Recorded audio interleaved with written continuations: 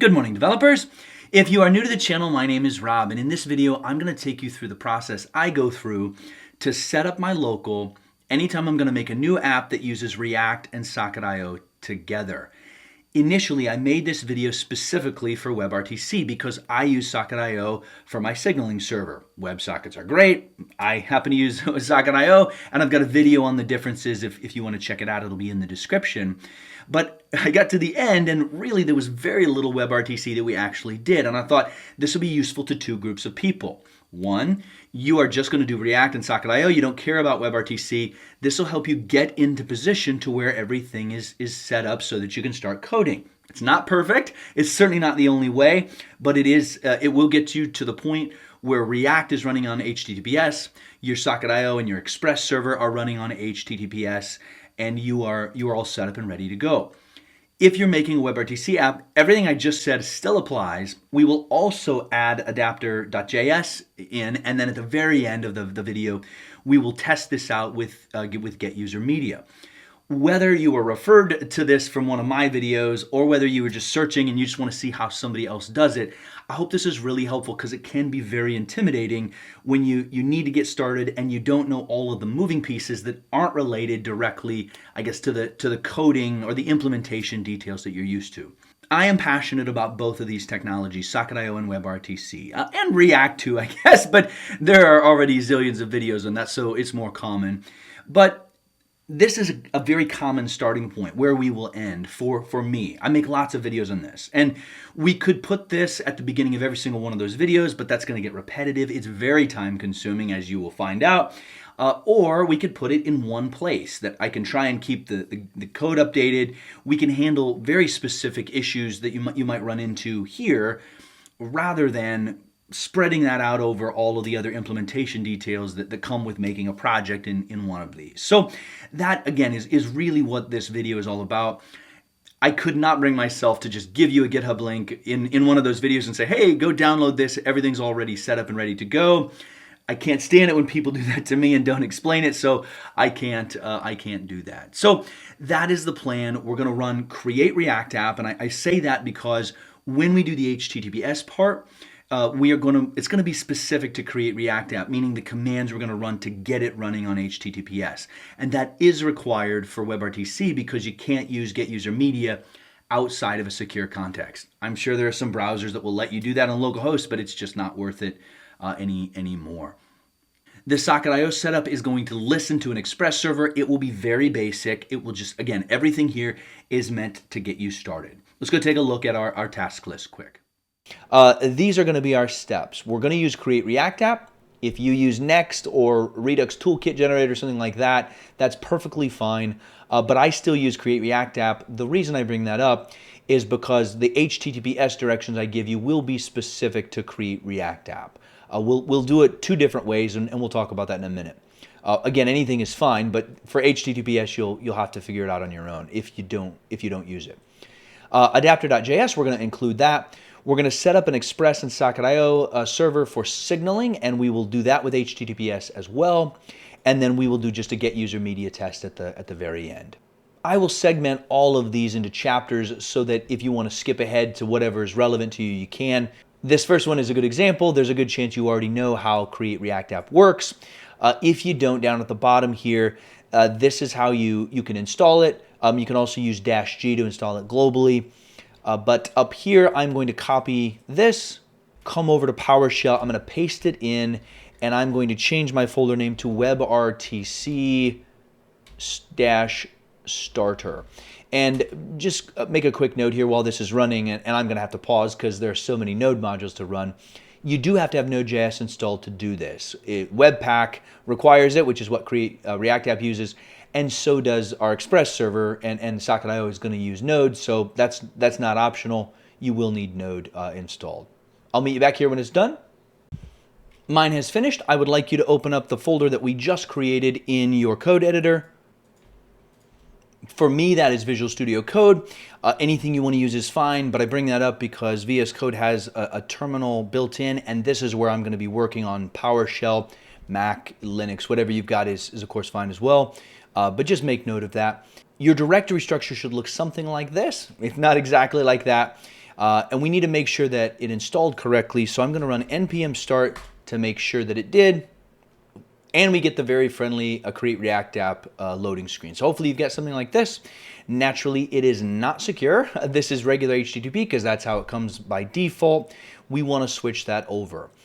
And hopping over to the docs here in Create React App using HTTPS in development, with React scripts 0.4.0 or higher, you will be able hopefully to use one of these commands. So on the old Windows command prompt, it's this. PowerShell, it is this. So I'm going to copy this, and on Linux or Mac OS, it will be this. And this you'll run directly in the terminal. So back over here, I'm going to kill the server, and I am going to paste in that command. It's going to fire the server back up. And if I come back over here and refresh this page, it doesn't work anymore because it's not running on HTTP. It's now running on HTTPS, and it will freak out and say, hey, your connection's not private. The certificate's not valid. Click on this up here, and sure enough, it's not valid because they just created it. If you click on advanced and proceed to localhost, you should be able to keep moving.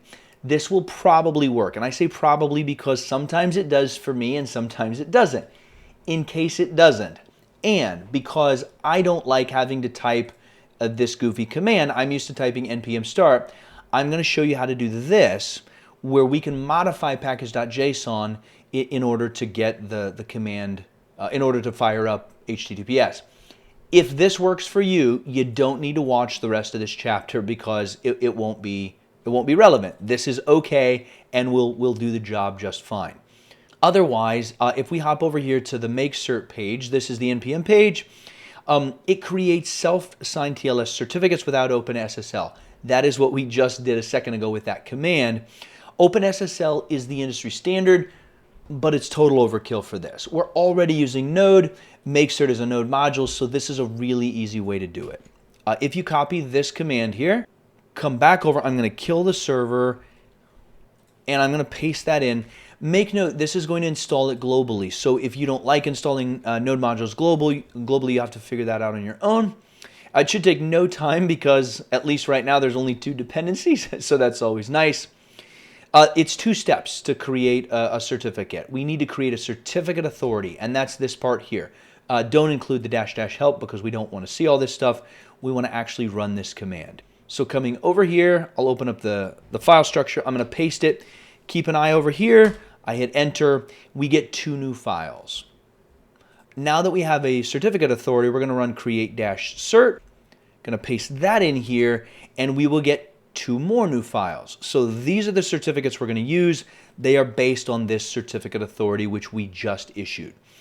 I do not want these files here, though. They are in the root of my React app, and I don't like that. So I'm going to create a folder called Certs. Some people call it SSL, TLS, whatever you want to call it. You don't have to move them if you don't want to, but I do not want them there. So I'm going to get them out of there. Now that we have those set up, I'm going to go to package.json. And if you scroll down a little bit, under the scripts property, there is a start. When you run npm start, this is what is actually going to run. We come back over here to the docs. We have to pass it HTTPS equals true, and then we pass it the path. So I'm going to copy everything but npm start. Hop back over here. I'm going to leave this part, and I'm going to paste the rest. So let me zoom out a little bit so you can see all of that. It's HTTPS equals true. SSLCRT file equals, instead of cert.crt, it's going to be /certs/ because we put it inside of the search directory. Depending on your OS, you may need to change the slashes around or wherever you need to go to get to that file. And then for the second one here, instead of just cert.key, it's going to be /certs/cert.key. This is what you will need for a Mac or for Ubuntu or whatever. We have to make a slight change though for PowerShell. At the beginning, I'm going to put set, and I'll zoom back in here. Set goes at the beginning, space. And then after true, we get rid of this space and put 2 ampersands because we want to run another command. We need another set, so it looks like this. I'm going to skip forward a little bit further. This space we have to get rid of with 2 ampersands, and then the word set again, because we want to set this file. And then lastly, this space needs to turn into 2 ampersands, and it will finally run this command with all of this in front of it. Okay, so saving that, back over one more time and run npm start. It fires the server up. And here we are. Once again, the certificate changed, so it freaks out and says, hey, it's not private, advanced. Up here, right, the certificate's not valid. We just made it. So click proceed, and you should get this loaded up. If you have any errors, work through them. The most common one by far is going to be that you made a mistake in this ridiculous line here. But as I said, it's really nice. If you're going to be running npm start all the time, it's nice to have it already in here. Okay, we're going to do one more thing. I'm going to kill the server one last time, and we're going to npm install socket.io-client. That's the next thing we're going to do, and we are going to need this node module in order to get it. So please run that. npm start one last time to make sure that your server is running. And then I'm going to come back over to the terminal window, and I'm going to make a new directory, and I'm going to call it WebRTC signaling. What we are about to do here is make a completely separate node server. Create React App manages the front end. It is a node server all its own. We are about to make our signaling server, which again is going to use socket.io, and this is a completely separate server. We're going to have separate code bases, separate processes, etc. Okay, so open up this folder however you need to in your code editor, and then go down into that folder, so WebRTC signaling, and I want you to run npm init-y. This will create a package.json file for us because we're going to install some node modules, and while we're here, let's go ahead and do that. I'm going to do npm install socket.io. We need that module if we're going to make a socket.io server, and then we'll do npm install express. So those are our 2 node modules. Please open up that folder, WebRTC signaling, in your code editor. Again, this is an entirely separate code base, separate structure, everything. You can see over here we got the node modules, we got package.json all ready to go. We're going to make a new file called server.js. And this will hopefully go pretty fast. We're going to do const fs equals require fs. And we need the file system module to load up our HTTPS certs. Const HTTPS equals require HTTPS. Naturally, we need HTTPS ... for HTTPS. Const express. We are going to require express. We just installed that. We don't need to install these 2 because they're already part of Node.js core. Const app equals, we are going to invoke the express module we just brought in on line 3. That gives us an express app to work with. Now we're going to do const secure express server equals https.create server. We hand this our key and our cert. So we need to make those.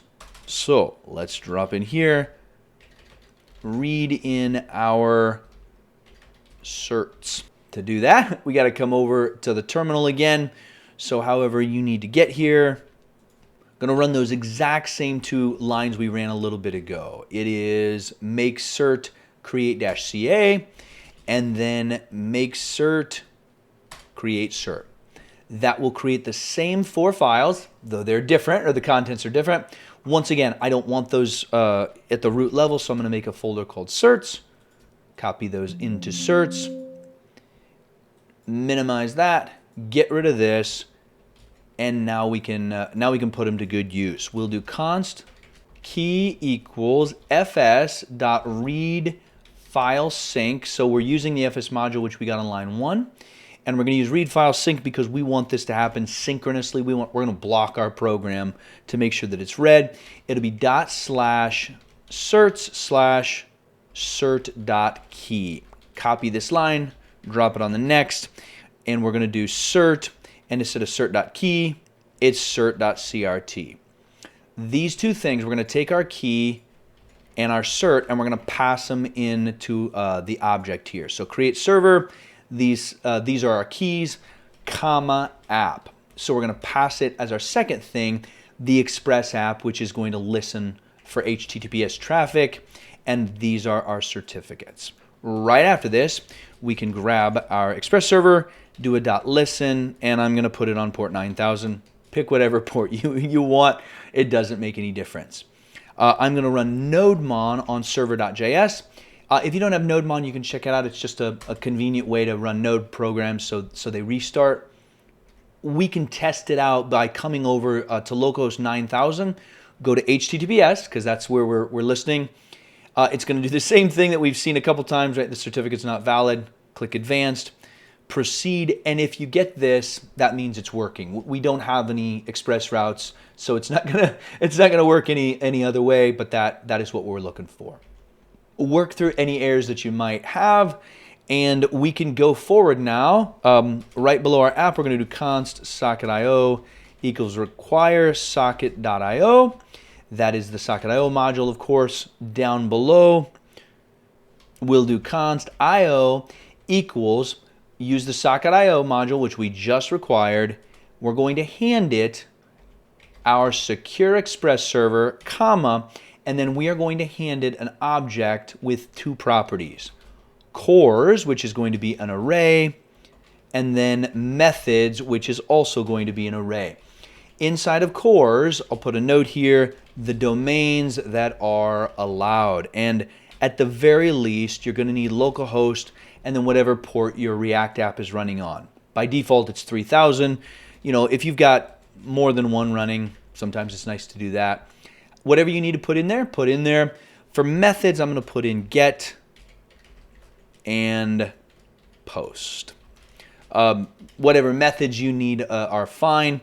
Down at the bottom here, I'm going to do listen for the connection event to our socket server. So IO, what is IO? That's the socket.io server we just made. So io.on, just like all JavaScript listeners, it's just a .on. What event? The connection event. What callback do you want to run? We'll call the thing we got back socket. And in here we'll just console.log socket.id has joined. Okay? This line should run anytime someone connects to our socket server, which is how we are essentially testing this. So coming back over here, it hasn't run yet. Back over to our other code base, we're going to open up SRC and we are going to go to app.js. We need to do two things. We need to do the Adapter.js part, which we skipped so that we could get this set up, and we're going to connect to our server. So back over to NPM, this is the WebRTC adapter page. It has 120,000 downloads, so this is an important module. It is a shim, and if you don't know what a shim is, I have a video on that. It's very short that just kind of describes what it is. But WebRTC is a JavaScript API, but it's implemented in a bunch of different browsers. Chrome, Firefox, Safari, etc.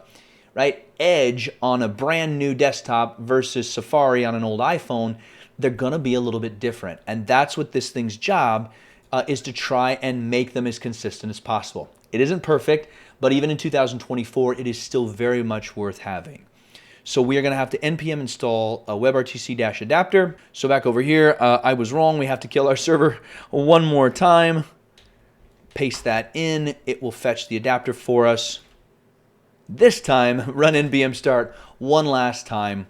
The way that this works, all you have to do is import it. You don't have to do anything special. Just anytime you're going to use WebRTC inside of a component, just include this line. No further action required. If you want to look at more details, there's a few notes here. They're not important for us at the moment.